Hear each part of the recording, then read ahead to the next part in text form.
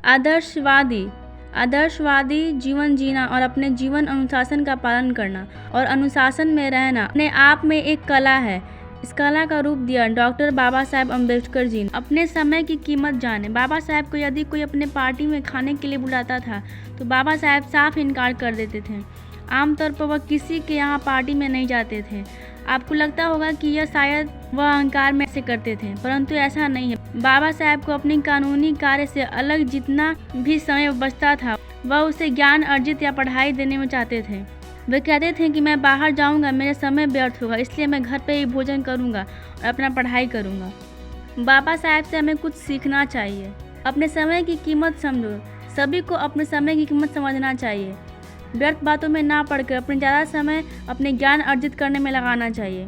बाबा साहेब अपने समय का बहुत ही ध्यान रखते थे। वह काम से आते तो अपने सीधे स्टडी टेबल पर बढ़ जाते हैं, वह पढ़ने लग जाते हैं। कहा जाता है कि बाबा साहेब देर रात तक पढ़ते थे।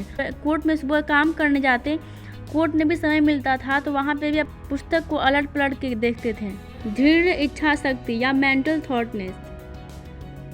9 साल के बच्चे को क्लास में अन्य बच्चों से अलग बैठाया जाता था। बाबा साहेब अपने बैठने के लिए घर से बोरी लेकर जाते थे और उस बोरी को स्कूल का चपरासी तक भी हाथ नहीं लगाता था। इसलिए बाबा साहेब अपने बोरी को रोज़ लेकर जाते थे और रोज़ लेकर आते थे। वही बाबा साहेब को स्कूल में उपलब्ध सामान्य जल को पानी पीने की अनुमति भी नहीं दी जाती थी। उनको चपरासी पानी दूर से ही देता था।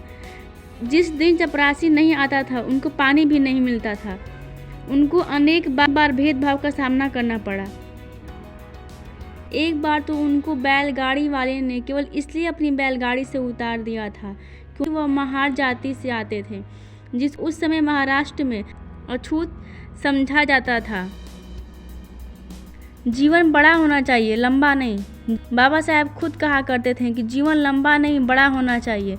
उनका कहने का तात्पर्य था हमें इस प्रकार जीवन व्यतीत करना चाहिए कि हमें अपने समाज और राष्ट्र को कुछ दे सके, ना कि इस प्रकार कि हमें अपने समाज और राष्ट्र पर बोझ बन जाए।